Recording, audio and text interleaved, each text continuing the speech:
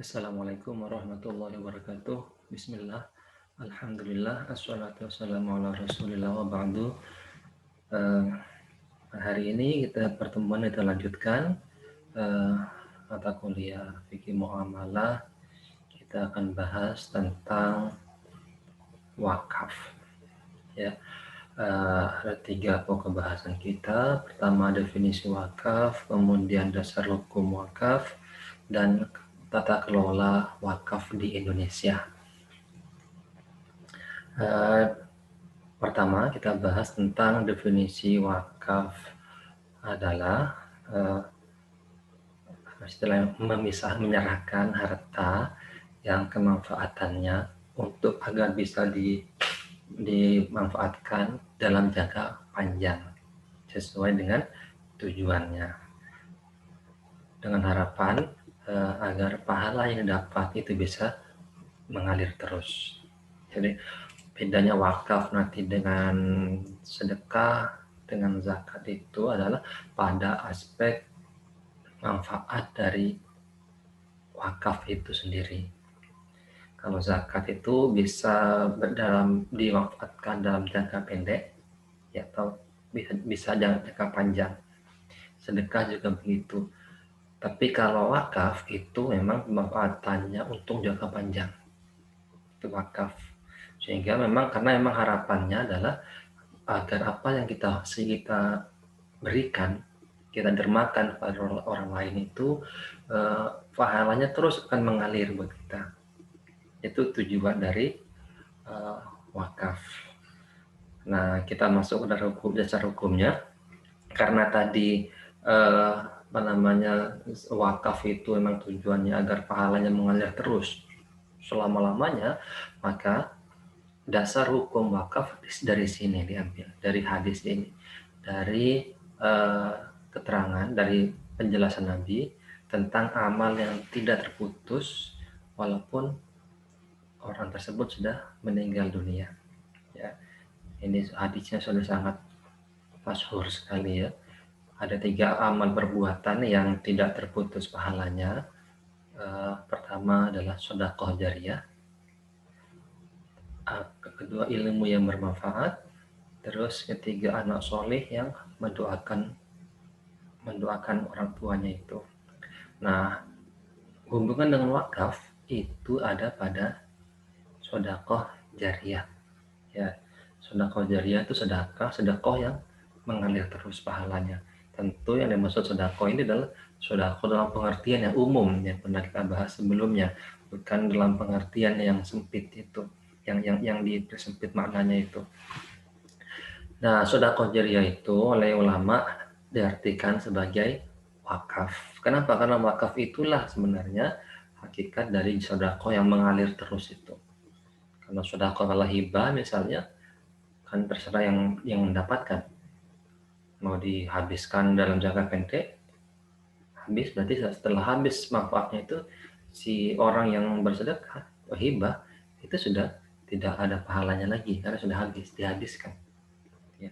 Kalau dimanfaatkan dalam jangka panjang, berarti selama itu dimanfaatkan, kita dapat pahala. Atau yang menghibahkan dapat pahala. Ya, itu kalau hibah, kalau sedekah dalam artian sempit itu. Tapi kalau sedekah jariyah, yang pasti adalah di wakaf itu. Wakaf. Kenapa? Karena ada manfaatan yang panjang dari harta wakaf itu. Kita lanjutkan. Nah, dalam kajian fikih itu rukun dan syarat wakaf itu, jadi kalau kita ngomong wakaf itu bahasa Arab berarti ya, kalau bahasa Indonesia ya wakaf. Ya, kita tidak usah diperdebatkan. Jadi kalau ini bahasanya begini berarti wakaf ini. Ya, kalau menggunakan kata itu wakaf itu sudah di bahasa yang sudah diindonesiakan. Nah, rukun wakaf itu ada 4. Ya, orang yang mewakafkan itu namanya al-waqif. Ya, terus orang yang menerima wakaf namanya al-mauquf alaih. Terus barang benda yang diwakafkan al-mauquf. Ya, kemudian lafadz wakaf atau sigotnya. Ini 4 dari rukun dari wakaf. Jadi ada orang yang mewakafkan. Kemudian ada penerima wakaf, ada barangnya, terus ada sigotnya, ada ucapannya. Ini 4 rukun wakaf. Nah, ini anjuran wakaf, anjuran sedekah secara umum. Kita tidak perlu bahas ini sudah. Nah, kemudian ada syarat harta yang diwakafkan. Ada terdiri dari benda bergerak, benda tidak bergerak, ada benda bergerak, ya. Nah, benda tidak bergerak itu ya hak atas tanah ya, tanah, terus bangunan, tanaman, ya, hak milik atas satuan rumah, ya. Itu benda yang tidak bergerak, ya. Kalau benda bergerak itu seperti ini, ada logam mulia, surat berharga, kendaraan, ya. Ada uang juga di sini. Ada kekayaan intelektual, ya, dan lain-lain. Itu benda yang diwakafkan. Tapi semua syaratnya ini, benda yang diwakafkan ini adalah benda yang tidak sekali habis ketika dipakai, atau tidak gampang habis ketika dipakai. Nanti ada uang itu bagaimana? Nanti ada syarat sendiri. Logam mulia bagaimana? Nanti ada yang dimaksud dengan uang. Tidak semua uang ini bisa diwakafkan, gitu ya. Jadi seperti itu harta yang diwakafkan. Nah, jadi seperti ini semua. Jadi benda yang diwakafkan, benda tidak bergerak, benda bergerak berupa uang, benda bergerak bukan uang, ya. Tadi ini sudah. Jadi rupiah, konversi wakaf, yaitu LKS. LKS itu lembaga keuangan syariah, ya. Nah, terus benda tidak bergerak itu yang tidak habis dipakai, kecuali air dan BBM, kapal, jadi semuanya ini ya, haki itu termasuk ada benda yang bukan bergerak, benda bergerak yang bukan uang. Nah, kemudian wakaf itu sudah sama seperti zakat, ya. Kalau wakaf itu dulu hanya benda-benda yang konvensional, tanah, gitu ya, rumah dan seterusnya, maka wakaf itu sudah mulai berkembang juga, mirip seperti zakat. Ada wakaf dalam bentuk sukuk berbasis wakaf, tabungan wakaf, kemudian rumah susun, ya, di atas tanah wakaf untuk manfaat asuransi, itu semua ada pada pengembangan dari wacana wakaf yang konvensional itu. Nah, saya lanjutkan dulu. Kemudian kita bahas tentang syarat wakaf, ya.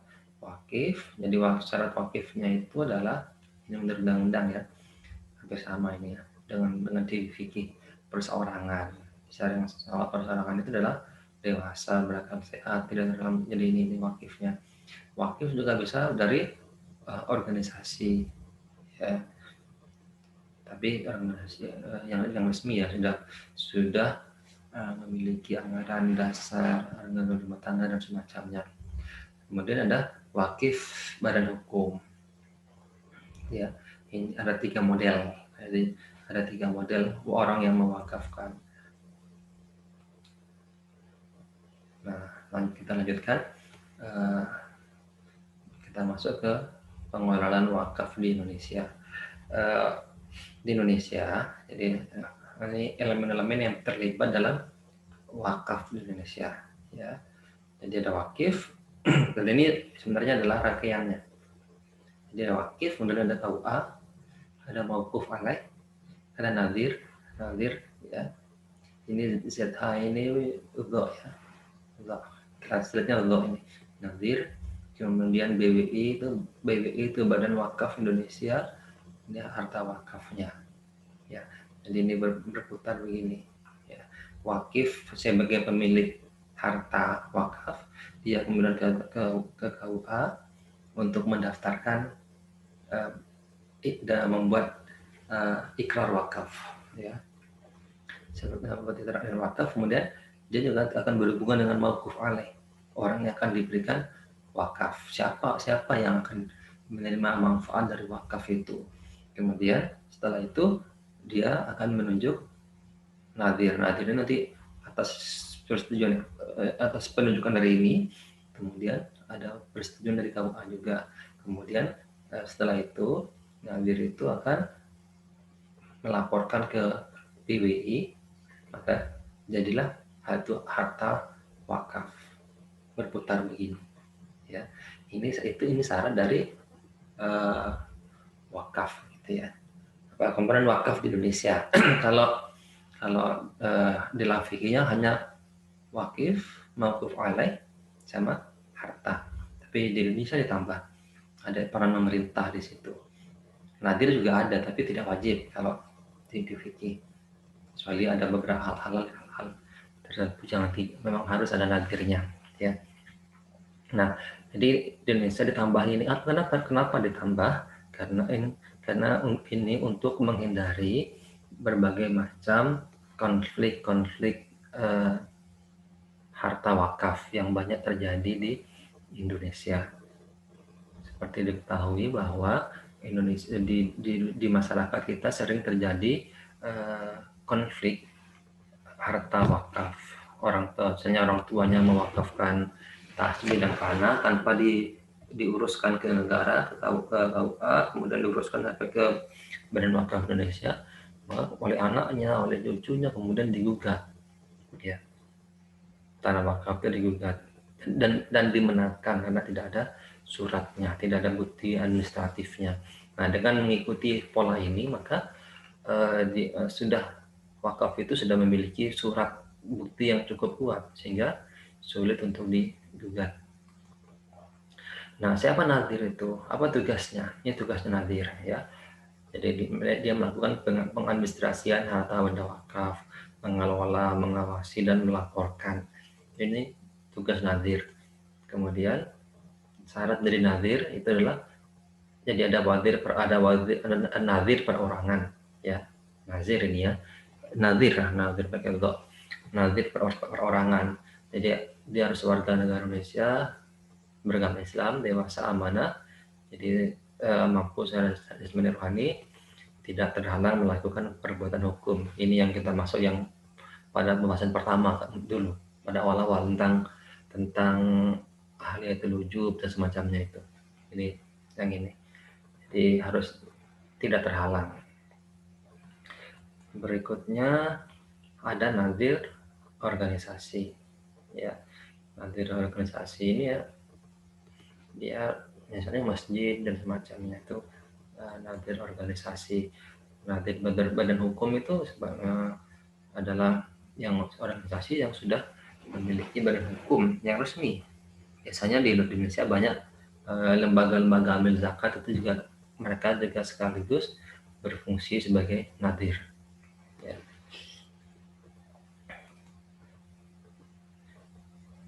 Jadi itu tentang zakat di Indonesia. Tentang harta zakat juga seperti itu. Saya cukupkan, nanti lebih lanjutnya kita diskusikan lagi di forum lebih lanjut. Saya cukupkan, saya akhiri. Assalamualaikum warahmatullahi wabarakatuh.